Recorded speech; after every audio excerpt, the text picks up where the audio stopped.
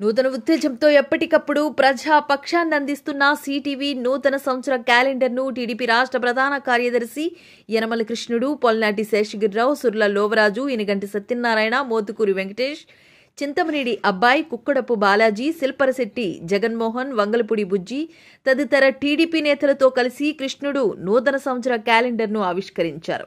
ఈ సందర్భంగా మాట్లాడుతూ ప్రజలకు, ప్రభుత్వాలకి మధ్య వారధులై మీడియా సంస్థలు నిలవాలని కోరారు.